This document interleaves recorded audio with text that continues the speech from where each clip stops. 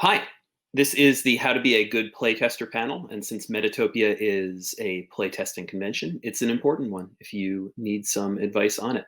My name is Doug Levandowski. I use he, him pronouns. I am a freelance card game and RPG designer. I've worked on Aunt Agatha's Attic, Kids on Bikes, Teens in Space, Kids on Brooms, and the forthcoming Spell Duel from Renegade. Hi, I'm S. John, general purpose designer for years, also a he, him.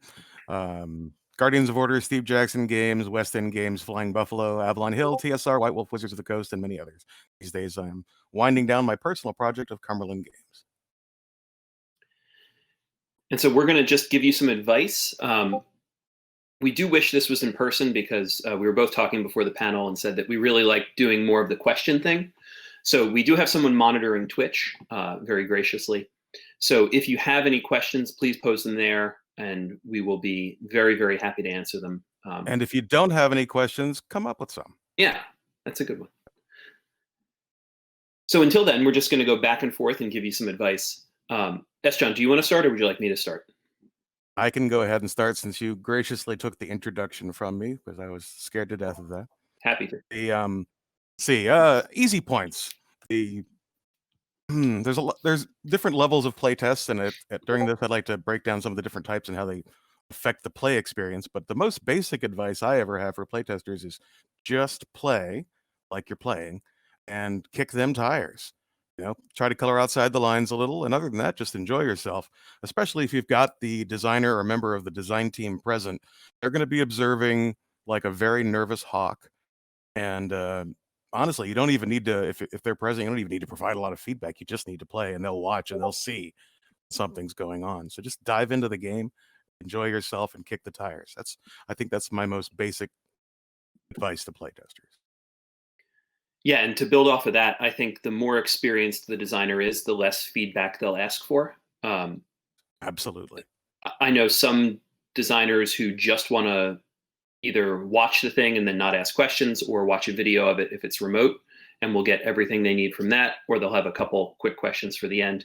But along the lines of just playing, one thing that I always like to see from my playtesters, especially in card games or board games, is that they're playing with the intended purpose in mind. So in games where there's a winner, they're playing to win. They're not playing to try to break the game unless the designer asks them to do that, right? This is almost ready to go to print. I'm a little worried about this one thing. Would you mind trying to only buy tin and see if only buying tin is a viable strategy? Right. On the role-playing side, which both of us are role players, but if you're playing with the game master present, again, same deal. You probably won't need to provide much actual feedback other than just play. If you're playing remotely, that's when feedback becomes much more important for RPGs. If you're playing remotely with access to like a discussion group or a listserv or a Discord, then you're going to be talking with other playtesters. If you're blind testing, which is the most effective form of testing in most ways, then you won't have anyone to talk to except your play group. You won't have access to the designers during the test. You won't have access to other testers. So at that point, recording your experiences, especially problems you run into, can be really important. And at that point, the most important thing is when you find things that the group stumbled over, something they didn't understand, something that didn't seem to work right. It's also, if a lot of playtesters, a lot of playtest coordinators at the design end don't know what to ask for, and they might not ask you for awesome things, but give them awesome things anyway. In particular, in a role-playing game, send in pictures of your character sheets after you're done with them. Send in pictures of any note sheets that were used in the game. Things like that can reveal a lot more than you might imagine. They can be very revealing. And even if nobody asks you for them, send them in and encourage them. Maybe they'll ask next time. Yeah, I think that's a great point. I always love to see those artifacts of things, or hear, especially if it's a role playing game, particularly great moments in the game. Sure. Actually, that's, I think, true if it's a card game or a board game as well, right? What was the moment in there where everybody went, "Oh, that was awesome"? Because those are the things that we're designing for, right? We're designing to try to get those big pop moments where the whole table is on their feet leaning in. Right. And I would say while you're playing, focus on the game itself as much as you possibly can. The real experience is when you are committed to this thing. If there's something in the game that's getting in the way of you being committed to it, that's something to let the designer know. Like, hey, I had a tough time focusing after the 9th hour of trying to throw quarters into a soda bottle. So you might want to revise that a little bit, cut it down to like 7 hours. I feel like that was a metaphor for the Civilization board game. I've actually never played the Civilization board game. I love it, but you do need to set aside a week or so to play, and you'll want 9 friends who also have a free week. So I don't get to play as often as I'd like, but it is an amazing game. So, and the other thing is, if you're asked any particular questions, I think this probably close to goes without saying, but if you're asked particular questions, make sure you answer them. And those probably give you a sense of what to focus on if there are other things you think of to share. Right. To the extent that you're provided instructions, follow them to a T, even if they're dopey. Right. I'm assuming that we have floods of fascinating questions coming in at any moment. The audience is currently absolutely transfixed by your wisdom. So I will actually ask a question, which is that I'm curious. You'd mentioned that sometimes the ephemera is very revealing, and people might be very self-conscious about sending that sort of thing in. Can you maybe give an example of some of the? Yeah, tell me more about that. Oh, that can make people very self-conscious if they drew a character sketch and they don't feel that they're very good artists. Yeah, I've seen people embarrassed by that point. Tell me about something you've learned from the ephemera as an example for someone who's playtesting of the sort of things that might inform your experiences as the designer receiving that feedback. Sure. There's lots. Any part, basically players, most players, it varies, but most players tend to mark what they're working with. If there's a character sheet, you might see that there's a lot of taps or underline near a particular skill name, or there's some erasures and notes in the margins. Lots of little things can reveal the thought process that the player was having during the game. And if you have access to notes, or the back of the character sheet where they're jotting down things they're trying to remember or things they're trying to emphasize, all of that can give you a window into the mind of the player in ways that might actually justify their embarrassment at sending in the material. But it's also really useful for testing, especially again for like blind test where the designer is not present and has no access to a recording of the play. Yeah. Well, in card games and board games, there's a lot less of that ephemera because there's less involvement in the creation of something as which you do with the role-playing process. Contained in the components. Right. But if it's something like a drawing game, then that can be very interesting, right? One thing that I really like is if I'm doing an in-depth playtest, if it's something that I think is close to finished, or if it's in very, very early stages and I want to see if something works, I'll ask playtesters I really, really trust to send me a recording of the session, and then listen to it at 2 times speed while I'm driving somewhere back when I drove places. And those have been really revealing. I had one person who gave me feedback when we were working on Teens in Space and said creation took way, way, way too long. It took us 3.5 hours to set the game up. And I said, that's way too long. Can you send me the recording? He said, of course. And his group talked about sci-fi shows that they loved for an hour. Okay, so creation took 2.5 hours. And it also allows the designer to see where are you deviating from the rules a little bit in one of 2 ways. One, can we tighten it up so it's clearer which ways to go with it? Or 2, what are some places where maybe the group misunderstood the rules and we have to clarify them? Or where did the group just disregard things, right? if a group says, I really didn't like the end game scoring, and they do the end game scoring all wrong, well, I know what I can do with that feedback. That's which more about is clarity. Right. Make sure that I've made my end game scoring clearer. Right. One of the great things I was mentioned earlier that I think blind test is the ultimate form of test. And one of the reasons it's kind of I compare it to proofreading. If you know what you meant to say with a sentence and you dropped an article, you forgot the in the middle of the sentence. If you go back and try to proofread it yourself, you will mentally insert that because you know it's supposed to be there. Same is true with game rules and game procedures. If you know the way it's supposed to go, you will paper over difficulties if you're there running the game or if you're there playing the board game or war game. You will paper over the difficulties and you'll smooth it out in real time because you know how it's supposed to go. Whereas with blind tests, with no access to the designer or the design team, they don't know how it's supposed to go. So they can only go by the written rules you provided. And they will stumble over pebbles that your brain never would have caught just because you know what's supposed to be there. And they will find things that you will never find if you're there present and running a game. And that's why blind test is so valuable, because it's just them and the written rules, and it's gonna find areas of clarity problems. It's going to find omissions in terms of things like if you're testing not rules but like world building or adventure design. They're going to go down paths that you as a GM would have been. It would have been easier to like provide a temptation in the fruitful direction.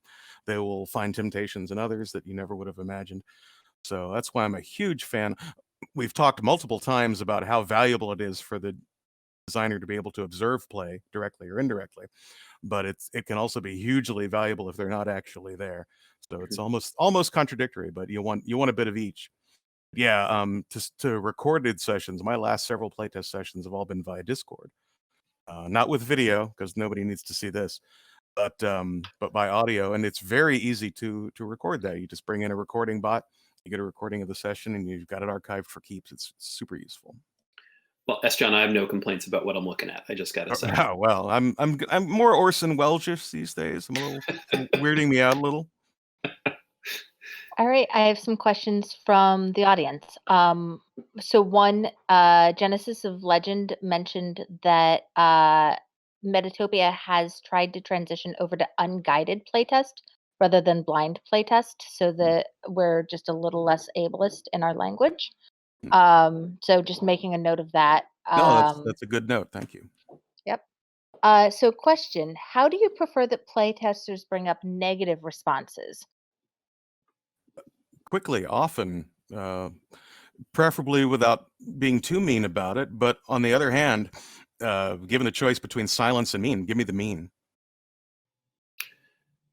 Agreed. Yeah. I think it depends what the negative is. If it's I don't understand this rule and I'm there to be able to do it. If it's a guided playtest, great. Then I can clarify it. If it's an unguided playtest, then, or if it's an unguided playtest that I'm observing, which I've done before, which takes a lot of discipline, but then holding everything for the end is better. But most of the time, I would rather hear the feedback if it's going to be quick at the time. If it's more than a sentence, I probably personally want people to keep that for the end. Yeah, don't break the flow of the game too much, because that can also damage what the information you're getting. But I think that's a great question to ask designers if it's a guided playtest. That would you like me to let you know stuff as we're going, or would you like to wait for the end? And if they're asking you to wait for the end, please, please, please take notes. That way, you can have a record of everything you wanted to say at particular times. Thank you, by the way, for having questions. That was Yeah. so good. I have heard the truism, tell me what it makes you feel, or tell me what feels like it's wrong, rather than tell me how to fix it. Can you talk a little bit about what that balance is and what the value of the playtester keeping that in mind is for you as a designer? Absolutely. If a person has a suggestion for what they think might work, I'm always happy to hear it, personally. that could be a question to ask the designer as well if you're worried about it. And maybe a better question to ask at the beginning rather than once you think you have a solution, right? I have an issue and I think I have a solution. Would you like to know what it is? They're going to have a tough time saying no to that, I think. But if you ask at the beginning, would you like me to just point out issues? Or would you like me to offer suggestions? If you are offering suggestions, I think one of the key things to remember is that you don't know the game as well as the designer does. You know your player experience. If you've played it one time, you know your initial experience with it, which is incredibly valuable. But in terms of the behind the scenes gears and levers and all that stuff, kind of mechanics. And even intentions. Right. You don't know it nearly as well. At a Metatopia 4 or 5 years ago, I play tested a game and had a player come up to me the next day and said, I have some thoughts about your game. Can I share them with you? And I said, yes, of course, of course. And he said, good, because I've fixed your game to the point of perfection. That is a verbatim quote. And I said, okay. And then very diligently wrote down what he said and disregarded nearly all of it because come on now. That said, there were some good ideas in there that I may have been even more receptive to if he hadn't opened up with the, I played your game once and have it solved. Right. You're welcome. Tangentially, this is not an uncommon attitude that you'll run into with gamers. When I was editor at Pyramid Magazine, I would receive article submissions that with that opening. I have fixed this popular game for the world. Thank me now, pay me later. And this was a fairly common attitude. And after a while, all I can do is just kind of smile and nod and hit the delete key. Right. And I think that's a classic example of one of the things that I think explains so much in life, the Dunning-Kruger effect, which if you're not familiar with it, is people who have just a little bit of experience with something perceive themselves as experts. And so they rapidly have high perceived expertise. And then as they get a little bit more experience, it drops off precipitously and then climbs very slowly after that. And so if you eventually you reach the conclusion that the Greek philosophers did, that the more you know, the more you're aware of your ignorance, and embrace it as something that you need to shape your learning around. Right. Okay, Genesis of Legends asks, to what extent do you find playtesters verbalizing their thought process to be useful or problematic? So we covered that a little bit, but I want to ask specifically if, like, in your experience, is a running monologue over the course of a playtest better, or do you personally find it more useful if you run through the game without stopping to break to have feelings or reactions and then recap at the end, which is... I find it most useful when they just play. That said, it can be insightful and entertaining when they provide commentary. But in terms of actual practical usefulness for the design process, I find it most useful when they just engage with the game.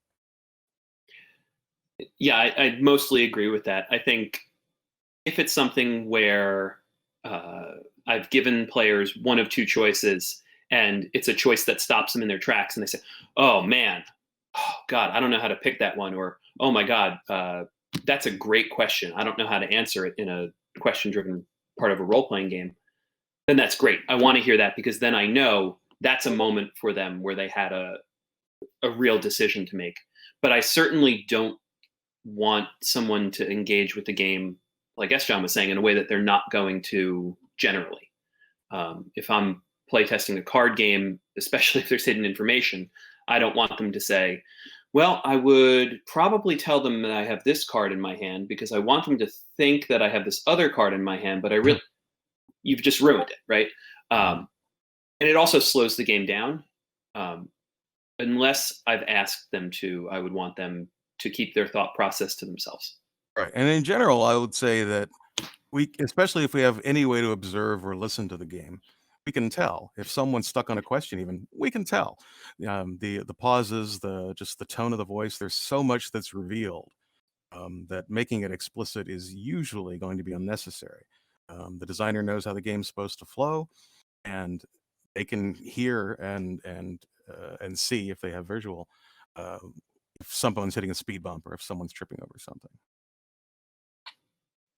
Great.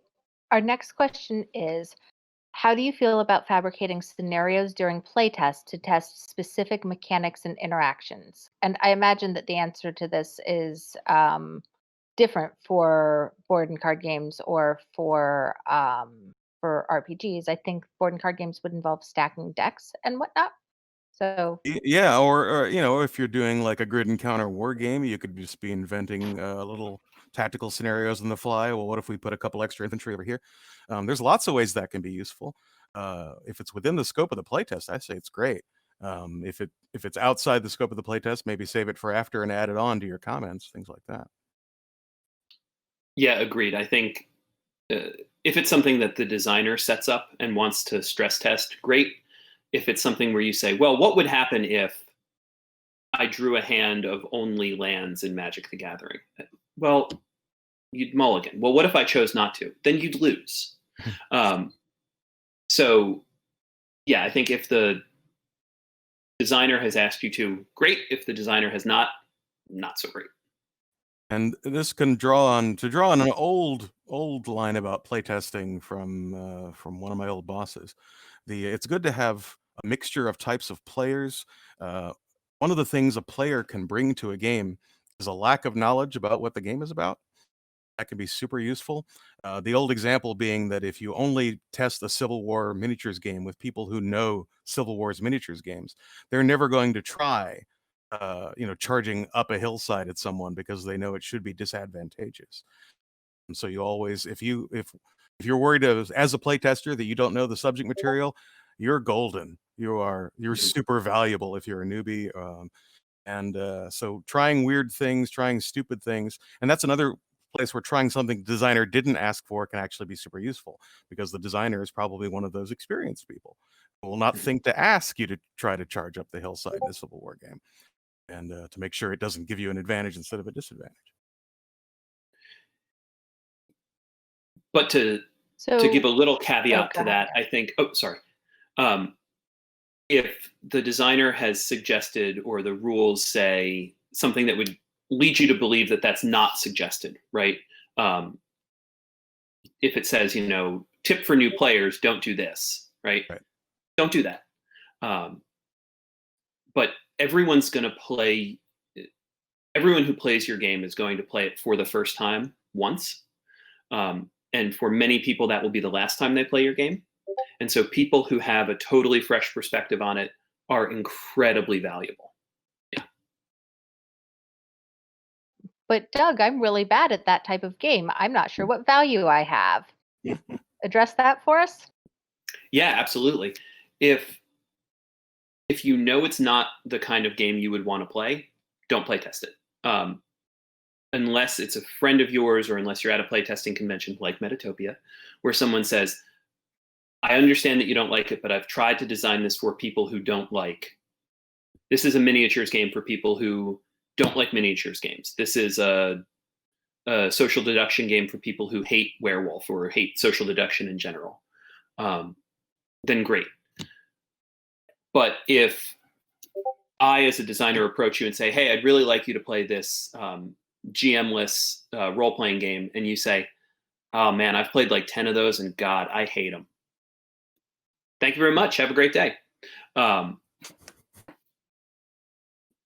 John, I don't know if you have a different perspective. No, I was just agreeing with hating GM-less role-playing games. See, I love them, but yeah. I like program solitaire adventures, but that's about it. Okay. Cool. I have a question here that is, what are some of the worst playtesters you've had? And that sort of casts it in a negative light. So what I'm going to say is, if you're a playtester, what are some things that the designer might say that you should catch as a cue that you're headed down a rabbit hole? Like, if you're listening deeply, what should you be hearing from the designer? That's one for Doug. Yeah.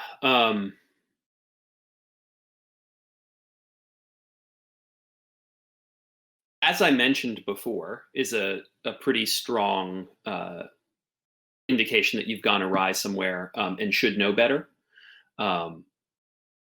Or could you put your phone away? what else? Oh God. Yeah. Yeah, your phone should not be at the table. And I know this is for playtesters, but designers, if people take phones out in your game, they don't like your game. That's all the feedback you need there. Not Unless necessarily true. Some of us manage neurodivergence with our phones. I get super anxious at a table with a designer I don't know, and so my phone manages my anxiety. That's understandable. Some people stack dice also if their mind is wandering. Yeah. Interesting. Build dice sculptures. Yeah, and so that might be a good thing as playtesters to let someone know ahead of time, right?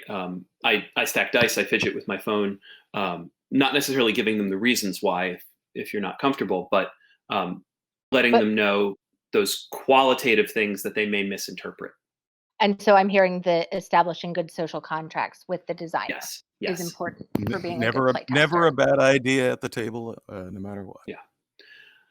But I'm trying to think of other things that a designer might say. John, if you have any, feel free to hop in. In terms of worst testers, without being specific, just generally a lack of engagement. Some of the things we've already covered, where they're so keen on repairing the design they've barely met, that they're busy with that instead of playing. Right. But that's just another form of lack of engagement. So really, it keeps coming back to that. The great testers are engaged, and the less great testers are disengaged.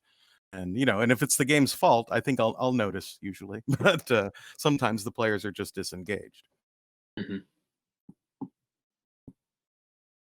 In a unguided playtest, if something comes up where a rule is vague or where there's an interpretation question, would you rather that they stop and send the play report and say we got stuck on this, or should they be ad hocing something? Which would you prefer? They should be in a role-playing game. They should be ad hocing, because that's the way RPGs go.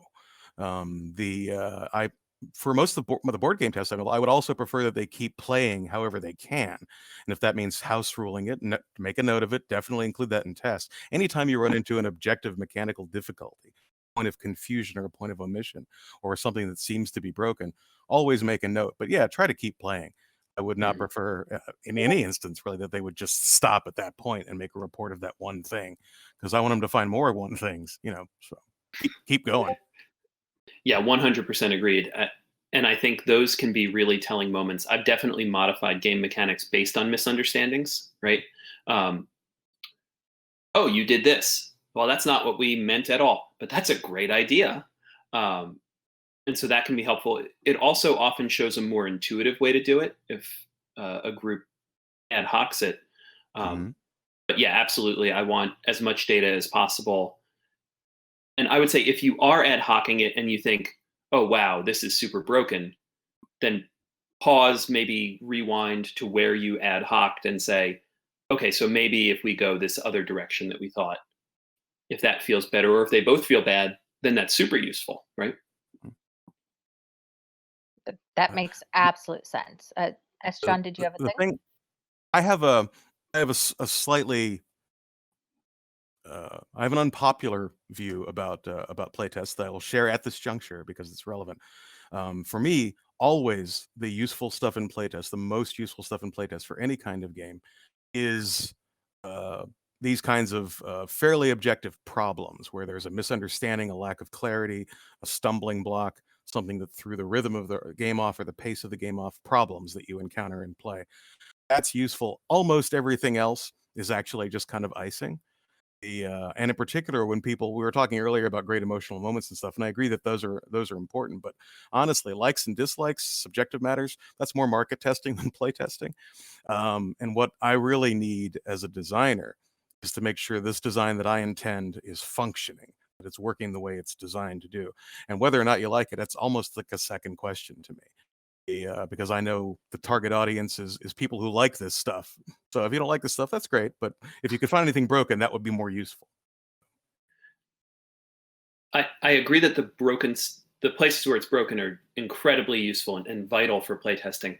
But I think those moments that people really like, if you can analyze them and synthesize them across multiple playtests, you can see, okay, this is a way we should lean in the design. Oh, I agree, and I understand. Like I said, I know it's an unpopular view. That's why I tagged it. Sure, but yeah, I love those too. And designers also need emotional food, and those are also emotional food. And I also say to playtesters, never worry about hurting my feelings, because you're going to. But so. Well, and I think so. One example is when we were working on Kids on Bikes, our relationship questions went through a lot of testing. And in our first round, they were more generic questions by and large. But for a few of them, they were more leading questions. And so one of our more leading questions, and I don't remember exactly where this came in the process, is as you're creating relationships with another character at the table, one of the things you could roll is, when was the first time you realized you loved this character romantically or platonically? And every time that one came up, it got people into it. Whereas the other questions, like, what hobby do both of you have, didn't. And so with a few like the first one and a few like the second one that drew different responses, John Gilmore and I figured out that it was those questions that were very leading that helped people. And so that gave us a direction to go in the design.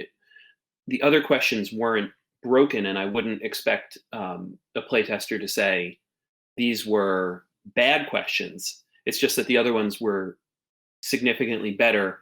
And in them telling us, this was a great moment for me, that helped us see how we could make more of those, ratchet up the quality of the questions. And that's awesome, and a great example. Thank you. So I almost feel like the summation there is that it's really valuable for you to hear what the players are feeling throughout the process, whether it's that they had this great moment, or we were really frustrated or stuck in this spot, and that playtesters who have the ability to express the "I had this reaction" are really useful. Does that match your experiences? matches mine. Yeah, same. Okay, I have another question from Genesis of Legend, which is, what kind of demographic information do you find is helpful for contextualizing playtester behaviors? AKA, does it help you to know what games someone has played before, their orientation, their nationality, their preferred style of games? When you do unguided playtests, is it useful to have that information when you're looking at the data afterwards? In terms of their gamer history, I find that useful always. In terms of things like cultural matters, orientation or ethnicity, things like that, it mostly depends on the game. Some games, if you're playtesting Uno, I'm not sure that would be relevant to the test. Although sometimes you'll find surprising information in surprising places. But game history I always find useful, and for other things, it's more down to subject matter for me. Yeah, I've never thought about that before, and I think I would agree. I think if I'm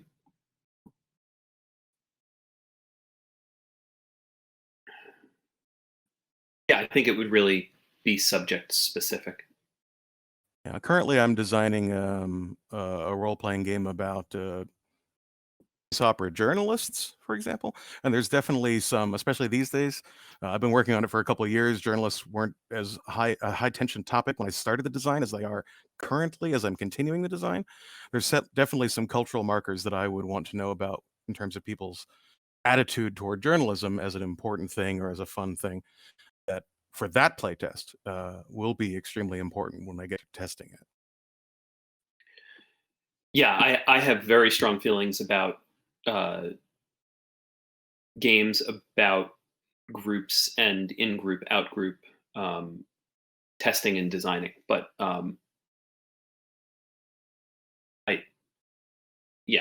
like you said, I think if you're designing a game about a group of people, at the very, very least, it should be extensively tested by people from that group.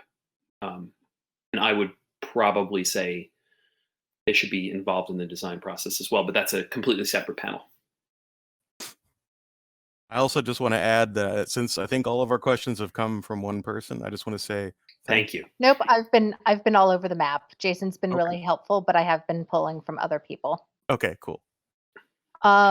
So I have a question.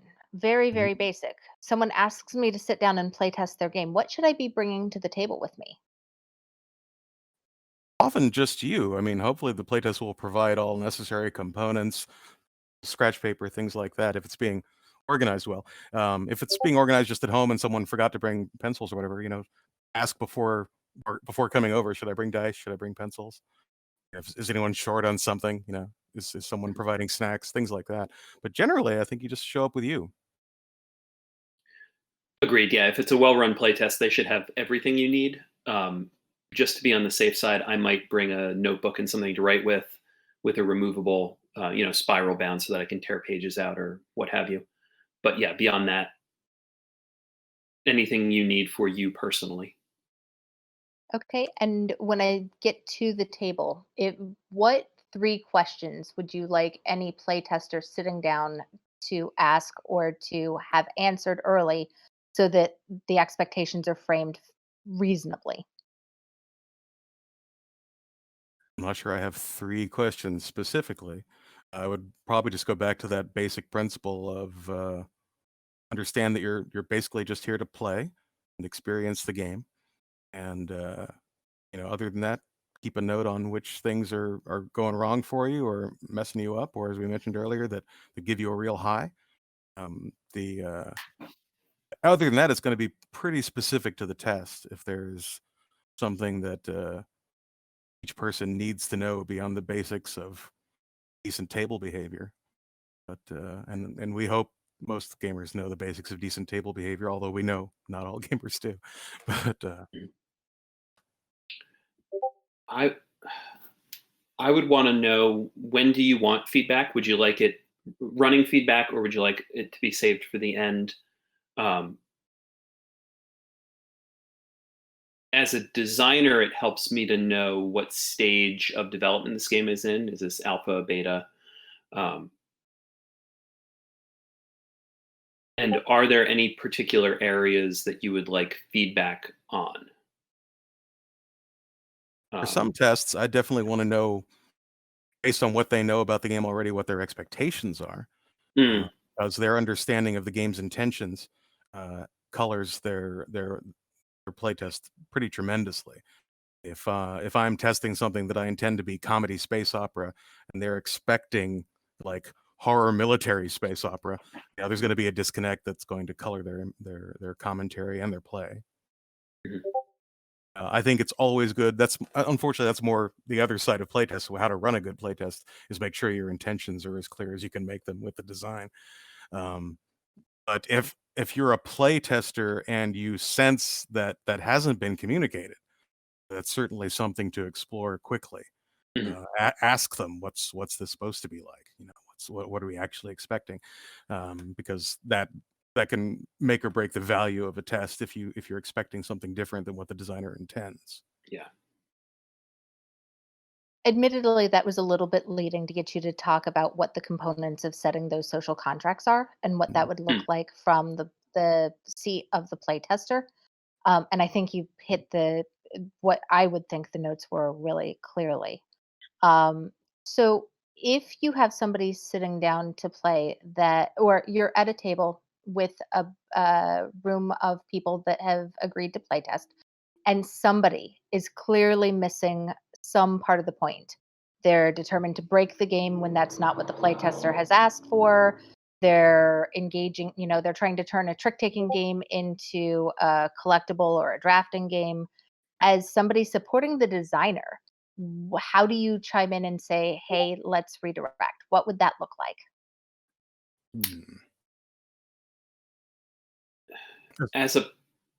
Go ahead. No, please.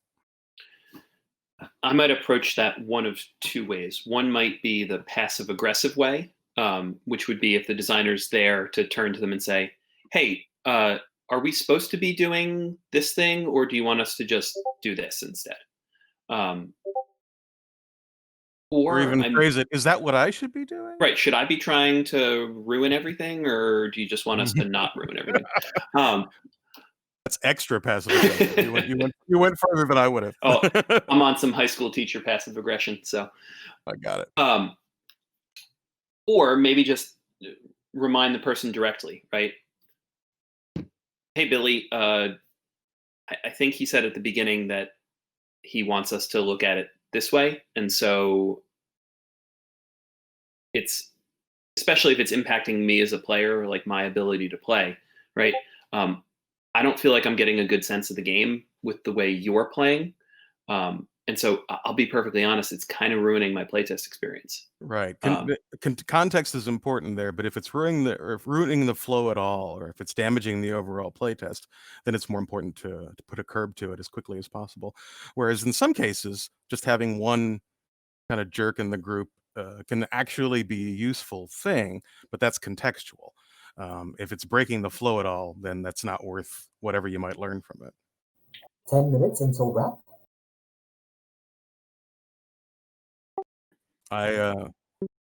Cool, thank you. I'm expressing relief. Just relief. I love you all, but yeah. So there is a little bit of sentiment in the chat where they're asking about, like, it feels like there's a little bit of desire for vicarious horror. So can you share one experience where you walked away from, other than your one earlier about the I perfected your game? Can you share one story where you walked away from the table holding your head and were like, I don't want to repeat that playtest experience again? I can tell you about one that I had a friend have to drag me away from. So my very first Metatopia, I had a midnight to 2 a.m. slot and was playtesting a party game where I got into, one of the players said, I really like this. This is a lot of fun, but your grammar on your cards is just appalling. And I said, oh, I'm surprised to hear that, but go ahead. What's wrong with it? And they said, well, a lot of your, and so it was, like a very stereotypical party game, like, here's a goofy question, answer it in a wacky way.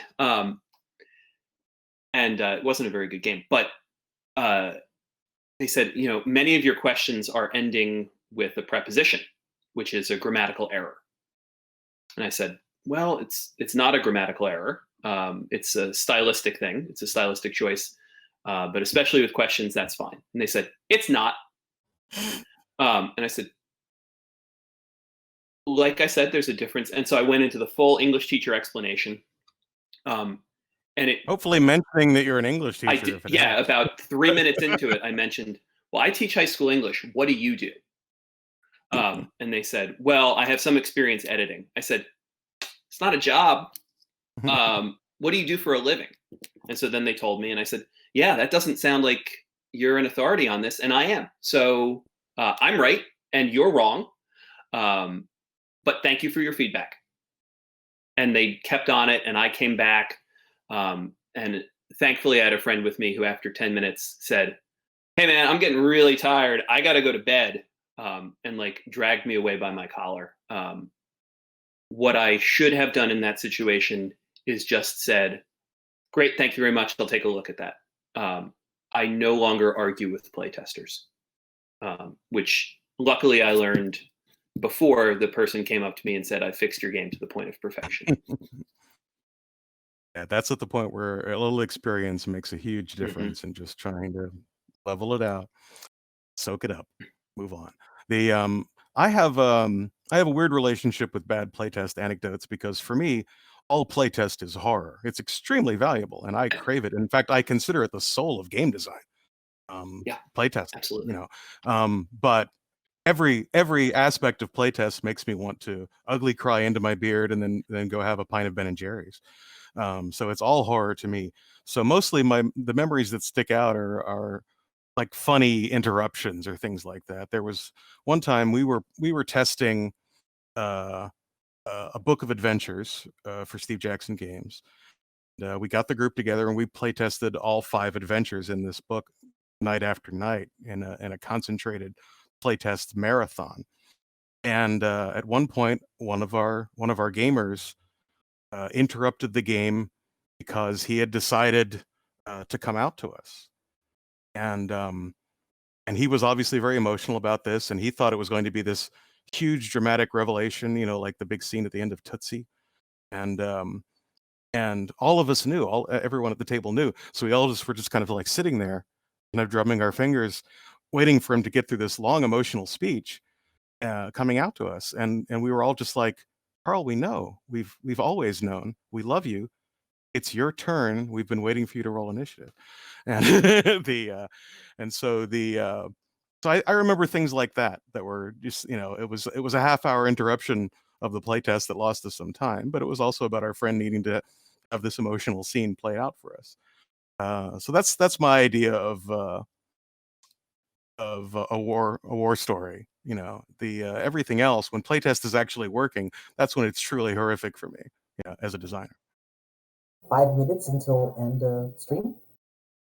Awesome. So we are almost, thank you, by the way, for sharing. And I certainly hope that Earl was validated by the, yeah, now roll for initiative, because this has not shattered our world or our vision of you. Right. No, he was. Unfortunately, he's no longer with us. He had a heart problem. But even on his doctor's advice to like stop going out so much because you can extend your life a little, he still chose to spend as much time with all of us as possible, and we loved him to death. So. All right, we are 5 minutes from the end of the session. So how about each of you give me any thoughts that you have to wrap up, and tell people where to find you on social media and or to buy the things you're working on and give you money. All right. I don't want you to buy any of my things first. Get my free things. I have lots of free things. I'm at cumberlandgames.com, or just look for Resist Anything RPG or Euresia Grave of Heaven. Google knows the way. I have lots of freebies. Do those first. Slimes in Blossom Grove is my pandemic module freebie. It explains more than most things I've done exactly what I'm about as a designer. Won't cost you a cent.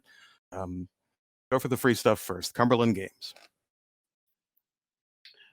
You can find me on Twitter. I'm at Levzilla, Levzilla. And if you want to check out some free stuff on Drive-Thru RPG, there is what's it called? Free RPG Day edition of Kids on Bikes and Kids on Brooms. So you can check that out. And if you're into it, Drive-Thru RPG has that, or you can order it from the Hunters Entertainment or Renegade websites if you like the introduction. And I would add to that my own Reese's Game Master played Kids on Bikes recently and had a very good experience with it. Thank you so much. Let them know I said thank you as well. And in terms of card games, my card game Aunt Agatha's Attic, which is a real-time set collection and trading game, is available wherever fine games are sold, I hope, from Chronicle Books. Fantastic. All right. Thank you so much for joining us. Thank you so much to the audience for your questions and keeping us moving. I think both S. John and I are profoundly grateful that it didn't have to all come out of our heads. Mm-hmm. And if will you guys be joining us over in the Discord for a post panel chat? Sure. Awesome. Yeah, absolutely can. I'll just make sure I get the info from that after we wrap up. Yep. Okay. Thank you so much, everybody. It's time for me to cook dinner. I may be a little distracted, but I'll be there. Awesome. Thank you all.